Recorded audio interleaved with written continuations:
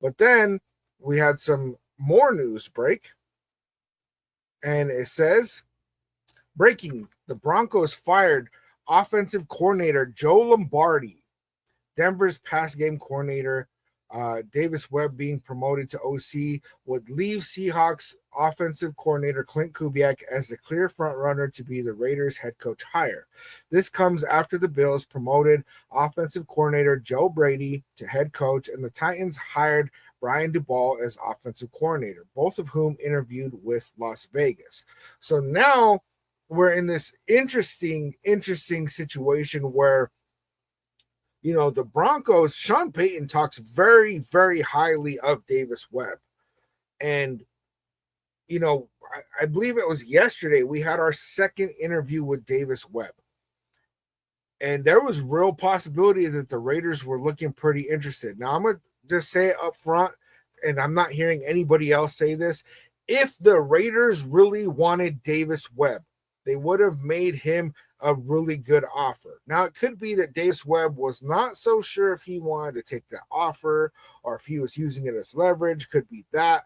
But if you're a pass game coordinator and the Las Vegas Raiders are like, we got the number one pick, we got Tom Brady, and we're going to, sign you up to be our head coach and give you a really good contract, you're probably not going to turn it down, right?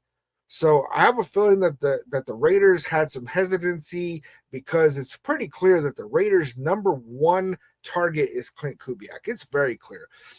Watching the playoffs and watching, Tom Brady, being a broadcaster for the Seahawks playing, just the way that he talked about Klint Kubiak was just like, it didn't even matter so much the context, man. You could see it in his face, the tone of his voice. He's just like, you could tell he's like, I love that Klint Kubiak. You know what I'm saying? Like, it was very, very clear. So I believe that is the number one target for the Raiders. Now, it looks like Denver is trying to take Davis Webb off the table, which is kind of bad news for the Raiders in the sense that I think that Davis Webb is our number two option. There was a report that recently went out, and it said that Klint Kubiak might run it back with the Seahawks, and that the Seahawks are really going to do like everything that they can to keep him.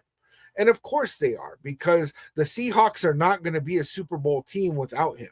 And I believe that very strongly. So yes, they're going to do whatever they can to keep him there. But this report about that he might run it back with the Seahawks, I think that that's more about if they lose. If the Seahawks lose, then he's going to have unfinished business. It's going to be kind of like how the Lions, it looked like they were going to go to the Super Bowl, and then Ben Johnson was supposed to become a head coach, and then all of a sudden he said, you know what, I'm going to run it back with the Lions. I'm going to be their offensive coordinator for another year.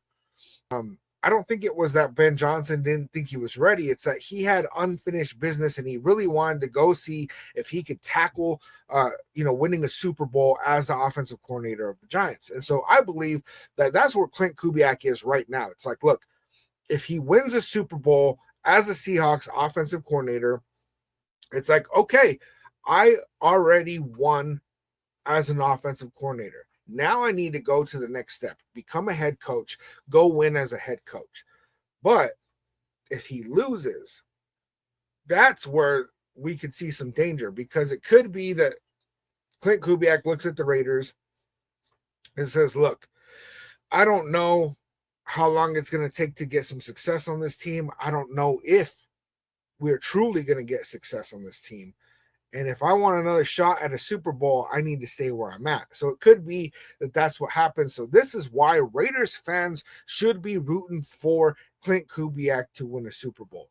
And I've been saying this for a couple weeks now that, because at first I was like, I don't know what's better for us. If they lose and then we get in a position where we can hire him right away, or if he just goes on and wins a Super Bowl. And I think that it's if he goes on and wins a Super Bowl with the Seahawks, that puts us in the best case scenario to where we can actually be in position to hire him. He's not going to have any other unfinished business,